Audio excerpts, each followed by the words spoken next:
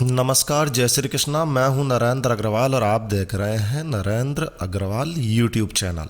आज का ये वीडियो बहुत ही उपयोगी वीडियो होने वाला है। देखिए, जहां जहां भगवान शिव स्वयं प्रकट होकर स्थापित हुए, शिवलिंग के रूप में स्थापित हुए, वो स्थान ज्योतिर्लिंग कहलाए। भारत में कुल 12 स्थान ऐसे हैं जहां पर भगवान शिव स्वयं प्रकट हुए और ज्योतिर्लिंग के रूप में स्थापित हुए।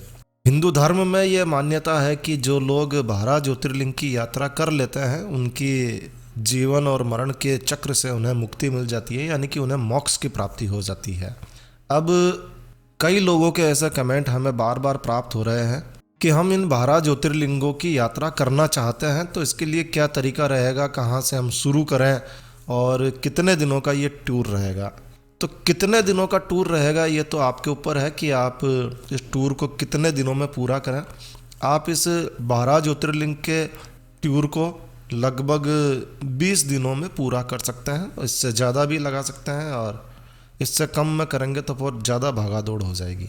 तो आज इस वीडियो में हम आपको 12 ज्योतिर्लिंग का जो घूमने का जो तरीका है, किस तरह से आप इन 12 ज्योतिर्लिंगों के दर्शनों के लिए जा सकते हैं, आप सभी लोगों के अनुरोध पर शेयर करने जा रहे हैं। अब आप चाहे घूमने जाएं ना जाएं, लेकिन इस वीडियो को पूरा ज़रूर देख लें, इससे आपकी कुछ तो नॉलेज बढ़ ही जाएगी। तो आइए शुरू करते हैं। देखिए, 12 ज्योतिर्लिंगों की यात्रा वैसे तो देश में कहीं से भी शुरू की जा सकती है, लेकिन चूंकि वीडियो में हमको एक पॉइंट लेना ज़रूरी है कि हम कहीं ना कहीं से तो यात्रा शुरू करें। तो हम इस यात्रा को शुरू करेंगे गुजरात द्वारका से। जी हाँ, आप सबसे पहले द्वारका चले आइए। द्वारका आराम कीजिए। आप द्वारका जब आ चुके हैं तो आराम कीजिए। द्वारका में आपको बहुत कुछ दर्शनीय स्थान देखने को मिलेंगे, इसके लिए हमने अलग से वीडियो बनाया हुआ है। तो ये द्वारका आराम से आप घूमिए, 1 दिन 2 दिन आप रुक सकते हैं। लगभग 1400 साल वर्ष पहले भगवान श्री कृष्ण का एक मंदिर यहाँ पर स्थापित किया गया था, जो कि 5 मंजिला मंदिर है। आप उस मंदिर के दर्शनों के लिए ज़रूर जाएं, इसकी आरती में ज़रूर से शामिल हों। तो 1 दिन आप द्वारका रुकिए और द्वारका से आप जो है निकल जाइए पहले ज्योतिर्लिंग के लिए, जो कि शिव का पहला ज्योतिर्लिंग है, जिसकी सबसे पहले स्थापना हुई थी, वो है सोमनाथ। जी हाँ, तो द्वारका से लगभग 255 किलोमीटर की दूरी पर स्थित है सोमनाथ।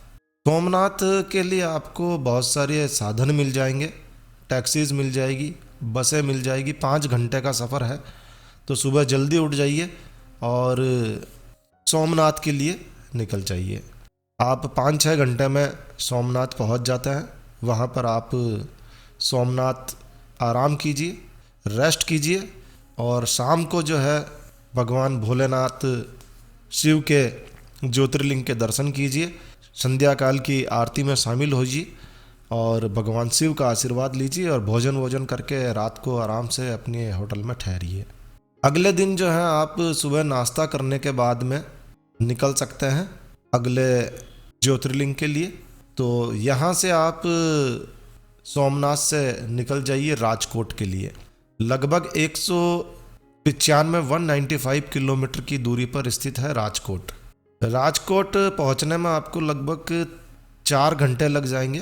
तो सुबह नाश्ते के बाद में आप राजकोट के लिए निकल जाइए और वहाँ से जो है आप राजकोट से आपको बाई एयर जो है आपको पहुँचना है मुंबई। तो इस तरह से आप प्लान कीजिए कि सोमनाथ से आप राजकोट पहुँच जाएं और फिर वहाँ से मुंबई के लिए उड़ान भर लें। तो आप मुंबई पहुँच जाइए। मुंबई पहुँचकर आराम से रेस्ट कीजिए। इसके बाद में अगला दिन जो है वो ज्योतिर्लिंग के दर्शनों का दिन है। मुंबई में आप भीमा शंकर के लिए आगे बढ़िए। भीमा शंकर जो है वो मुंबई से लगभग 196 किलोमीटर की दूरी पर है, यानी 196 किलोमीटर की दूरी पर है। लगभग 5 से 6 घंटे आपको लग जाता है मुंबई से भीमा शंकर के लिए। तो भीमा शंकर जाने के लिए आप बस ले सकते हैं या टैक्सी ले सकते हैं। तो आप भीमा शंकर के लिए निकल जाइए मुंबई से। शाम को भीमा शंकर में आप वन्य जीव अभयारण्य भी देखने जा सकते हैं और भीमा शंकर ज्योतिर्लिंग के दर्शन कीजिए आराम से। दर्शनों के बाद में आप 1-2 घंटे में फ्री होकर वन्य जीव अभयारण्य देखने जा सकते हैं। और फिर आप रात में रेस्ट कीजिए होटल में भीमा शंकर में ही। और अगले दिन भीमा शंकर से आप शिरडी के लिए निकल जाइए। तो आपको टैक्सी करनी होगी, तो शिरडी के लिए आप निकल जाइए। शिरडी दर्शनों के बाद में, साईं बाबा के दर्शनों के बाद में आप शनि सिंगनापुर चले जाइए। शनि सिंगनापुर शनिदेव के दर्शनों के बाद में आपको पहुंचना है औरंगाबाद। तो भीमा शंकर से पहुंचना है आपको औरंगाबाद। भीमा शंकर से औरंगाबाद की दूरी लगभग 330 किलोमीटर है। लगभग 7 से 8 घंटे का आपका सफ़र होता है और दर्शन करते करते आपका पूरा दिन ही निकल जाएगा। तो ये समझिए कि आप औरंगाबाद पहुंच गए हैं। शाम तक औरंगाबाद पहुंच जाइए और औरंगाबाद पहुंचने के बाद में आप रेस्ट कीजिए होटल में आराम से। और अगला ज्योतिर्लिंग जो है वो आपका नेक्स्ट डे अगले ज्योतिर्लिंग के लिए आप रवाना हो सकते हैं। और अगला ज्योतिर्लिंग आपका है नासिक में। जी हाँ, तो औरंगाबाद से आप घृणेश्वर और घृणेश्वर से आप नासिक पहुंच जाइए। लगभग 257 किलोमीटर की दूरी आपको तय करनी होती है। लगभग 5 से 6 घंटे लगते हैं। तो सुबह घृणेश्वर मंदिर की ओर प्रस्थान कीजिए। ये 12 ज्योतिर्लिंगों में से एक है। ये मंदिर बहुत ही दिव्य मंदिर है, बहुत ही अनूठी वास्तुकला है इसकी, जो कि आपको मंत्र मुग्ध कर देगी। और घृणेश्वर के बाद में आप सीधे नासिक चले जाइए। तो नासिक जब आप पहुंचते हैं तो आप रात में होटल में रेस्ट कीजिए, आराम कीजिए। और अगले दिन आप नासिक के ज्योतिर्लिंग त्र्यंबकेश्वर के लिए निकल सकते हैं। जी हाँ, नासिक से आप त्र्यंबकेश्वर शिव मंदिर जाइए, सुबह तैयार हो जाइए। प्राचीन हिंदू मंदिर, बहुत ही प्राचीन मंदिर है। गोदावरी नदी के उद्गम तट पर, उद्गम स्थल पर स्थित है, जहाँ 3 मुख वाले त्रिदेव भगवान ब्रह्मा विष्णु और महेश को शिव के रूप में, लिंग के रूप में पूजा जाता है। तो आप त्र्यंबकेश्वर दर्शन कीजिए, पूजा कीजिए और फिर चेकआउट करना है आपको होटल चेकआउट करके वापस आप जो है मुंबई एयरपोर्ट के लिए आगे बढ़िए और मुंबई आ जाइए। तो अगले दिन यानी कि आपको नासिक त्र्यंबकेश्वर दर्शनों के बाद में वापस मुंबई आ जाना है। ये रास्ता लगभग आपका 200 किलोमीटर का होता है। अगला दिन आप जो है वो आप उज्जैन के लिए अपनी यात्रा शुरू कर सकते हैं। तो अगले दिन आप जो है उज्जैन चले जाइए। अगर आप इंदौर के रास्ते से उज्जैन जाते हैं तो लगभग 55 किलोमीटर दूर है और बहुत ही नज़दीक है। 55 किलोमीटर की यात्रा के बाद में आप उज्जैन ओमकारेश्वर ज्योतिर्लिंग के लिए दर्शनों के लिए पहुंच सकते हैं। तो उज्जैन महाकालेश्वर ज्योतिर्लिंग के दर्शन कीजिए। उसके बाद में आप ओमकारेश्वर दर्शनों के लिए आगे बढ़ सकते हैं। लगभग 138 किलोमीटर का सफ़र आपको करना होता है। तो महाकालेश्वर दर्शनों के बाद में आप सुबह पूजा कीजिए, नाश्ते के बाद में होटल आ जाइए। होटल को चेकआउट करके आप ओमकारेश्वर के लिए निकल सकते हैं। लगभग 2-3 घंटे में आप ओमकारेश्वर पहुंच जाते हैं। नर्मदा नदी के तट पर बसा बहुत ही पवित्र शहर, जो कि ओम के आकार का नज़र आता है, ओम अक्षर के आकार का नज़र आता है, इसीलिए इसका नाम ओमकारेश्वर पड़ा था। तो आप यहाँ ओमकारेश्वर पहुँच जाइए, थोड़ी देर आराम कीजिए, संध्या काल की आरती में शामिल हो जाइए, ओमकारेश्वर ज्योतिर्लिंग के दर्शन कीजिए और रात भर ओमकारेश्वर में आनंद लीजिए, ठहरिए, रेस्ट कीजिए। इसके बाद में आप ओमकारेश्वर से निकल जाइए इंदौर के लिए। ये लगभग 83 किलोमीटर दूर है ओमकारेश्वर से, जो कि 2.5 घंटे का सफ़र है। वहाँ से आप हैदराबाद के लिए निकल सकते हैं, जो कि श्रीशैलम लगभग 213 किलोमीटर की दूरी पर है। तो सुबह जो है आप ओमकारेश्वर दर्शनों के बाद में, सुबह ओमकारेश्वर दर्शन करना ही है, रात को ठहरे हैं आप ओमकारेश्वर, तो उसके बाद में नाश्ता कीजिए, चेकआउट कीजिए और इंदौर पहुंच जाइए। इंदौर पहुंचने के बाद में आपको यहाँ से उड़ान भरनी है हैदराबाद के लिए। तो आप हैदराबाद के लिए उड़ान भरिए और वहाँ से आपको जाना है श्रीशैलम। श्रीशैलम आप टैक्सी से जा सकते हैं और श्रीशैलम जो है पहुंचकर आप शिव के 12 ज्योतिर्लिंगों में से एक जो है मल्लिकार्जुन ज्योतिर्लिंग के दर्शन यहाँ पर आपको होने वाले हैं।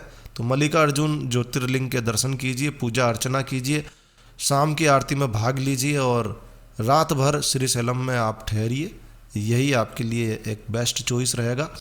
और फिर आपको पहुंचना है वापस हैदराबाद। जी हाँ, मल्लिकार्जुन से आपको सुबह आप दर्शन करने के बाद में हैदराबाद चले जाइए।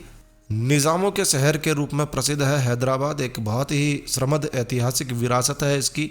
आप हैदराबाद घूमिए। हैदराबाद का हमने अलग से एक वीडियो बनाया हुआ है, आप हमारे चैनल पर हैदराबाद में क्या क्या घूमने लायक है उन्हें देख सकते हैं। चार मीनार है, ज़रूर देखिए। चार मीनार आपने याद भी होगा। तो हैदराबाद घूमिए, रात भर आराम कीजिए हैदराबाद में, और फिर अगले दिन हैदराबाद से आप मदुरई के लिए निकल जाइए। तो सुबह नाश्ते के साथ ही आप चेकआउट कीजिए और फ्लाइट से मदुरई प्रस्थान कर लीजिए। मदुरई पहुंचकर आप मीनाक्षी अम्मन मंदिर के दर्शन कीजिए, यहाँ आनंद लीजिए। बहुत ही अविश्वसनीय वास्तुकला आपको यहाँ देखने को मिलेगी। इतना ज़बरदस्त मंदिर, पूरी दुनिया से पर्यटक यहाँ आते हैं। तो यहाँ पर आप मदुरई में मीनाक्षी अम्मन मंदिर के दर्शन कीजिए। इसके बाद में आप रामेश्वरम पहुँच जाइए। ये रामेश्वरम जो है ज्योतिर्लिंग भी है और हिंदुओं के 4 धामों में से भी एक है। तो ये बड़ा ही अद्भुत संगम है। भगवान शिव के 12 ज्योतिर्लिंगों में से एक रामेश्वरम। मदुरई से रामेश्वरम पहुंचने के आपको लगभग 3 साढ़े 3 घंटे लग जाते हैं। बहुत ही नज़दीक में है, बहुत ज़्यादा दूर नहीं है। तो मदुरई से आप रामेश्वरम पहुंच जाइए। चूँकि रामेश्वरम में अपना कोई हवाई अड्डा नहीं है, इसलिए आप हैदराबाद से आपको मदुरई पहुंचना है। और फिर आप रामेश्वरम पहुंचने के बाद में रेस्ट कीजिए और सुबह आराम से समुद्र के पवित्र स्नान के बाद में आप रामेश्वरम मंदिर के दर्शन कीजिए। मंदिर में भी आपको बहुत सारे कुंड मिलेंगे, कुंडों के स्नान कीजिए और फिर रामेश्वरम ज्योतिर्लिंग के अभिषेक समारोह में भाग लीजिए।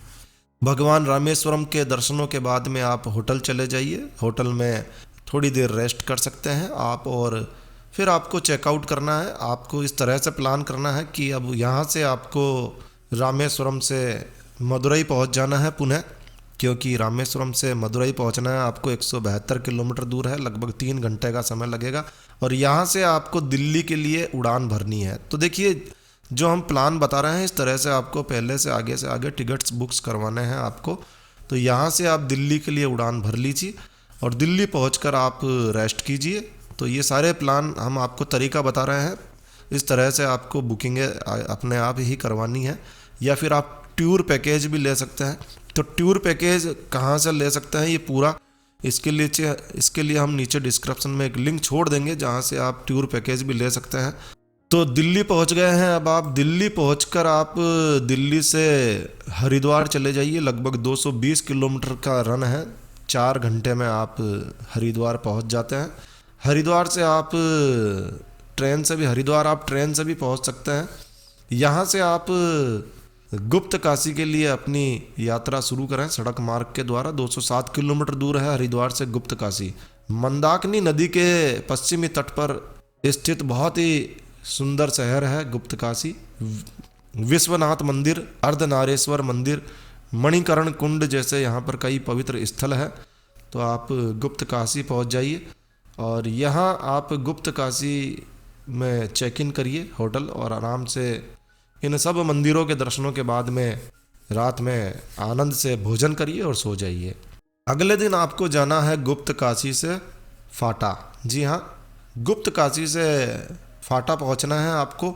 गुप्त काशी से फाटा पहुँच जाइए। यहाँ पर आपको हेलीपैड मिलेगा जहाँ पर आप हेलीकॉप्टर के माध्यम से केदारनाथ पहुंच सकते हैं। बहुत ही आराम से 10 से 15 मिनट में आप केदारनाथ के लिए रवाना हो सकते हैं। और केदारनाथ भगवान शिव के 12 ज्योतिर्लिंगों में से एक है। तो यहाँ आप भगवान शिव के 12 ज्योतिर्लिंगों में से एक केदारनाथ के दर्शन कीजिए। यहाँ कहा जाता है कि ये जो ज्योतिर्लिंग है वो लिंग के रूप में नहीं है, बल्कि एक बेल के रूप में प्रच्छन्न शिव का कुबड़ वाला रूप यहाँ पर आपको दर्शन होगा। तो इसकी एक अलग से कहानी है, तो ये कहानी इसमें बताएंगे तो बहुत लंबा हो जाएगा वीडियो। तो आप गुप्त काशी से फाटा पहुंचना है आपको और वहां से आप केदारनाथ पहुंच जाइए और वापस फाटा होते हुए गुप्त काशी आ जाइए। यहाँ पर आप रेस्ट कीजिए और फिर आपको गुप्त काशी से पुनः हरिद्वार के लिए प्रस्थान करना है। सुबह नाश्ता करने के बाद में हरिद्वार के लिए बाई रोड आप जो है गुप्त काशी से निकल जाइए। हिंदू धर्म के 7 पवित्र शहरों में से एक है हरिद्वार, जिसे सप्तपुरियों में एक माना जाता है। तो आप हरिद्वार पहुंचकर माँ गंगा की गोद में डुबकी लगाइए और हरिद्वार आप आराम कीजिए। अगले दिन आप निकल जाइए वाराणसी के लिए। वाराणसी के लिए आप ट्रेन ले सकते हैं हरिद्वार से। तो हरिद्वार से आप वाराणसी चले जाइए।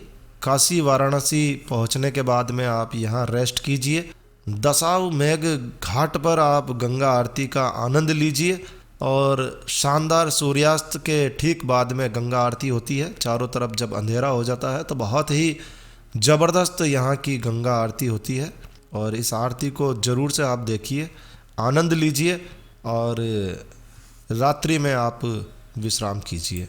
अगले दिन आप गंगा नदी पर सुबह नाव की सवारी के लिए निकल सकते हैं। सूर्योदय से पहले उठे उगते हुए सूर्य के दर्शन यहाँ करना बहुत ही शुभ माना जाता है। तो यहाँ सनराइज का आनंद लीजिए। वाराणसी के प्रसिद्ध मंदिरों को आप जरूर से देखिए। दुर्गा मंदिर, तुलसी मानस मंदिर, बिड़ला मंदिर, और इन सब मंदिरों के बाद में वाराणसी का सबसे प्रसिद्ध मंदिर जो कि शिव के 12 ज्योतिर्लिंगों में से एक है, वो है काशी विश्वनाथ मंदिर। काशी विश्वनाथ मंदिर के दर्शन कीजिए और पुनः आराम कर सकते हैं। या फिर आप वाराणसी से 10 किलोमीटर दूर सारनाथ यात्रा भी करने जा सकते हैं।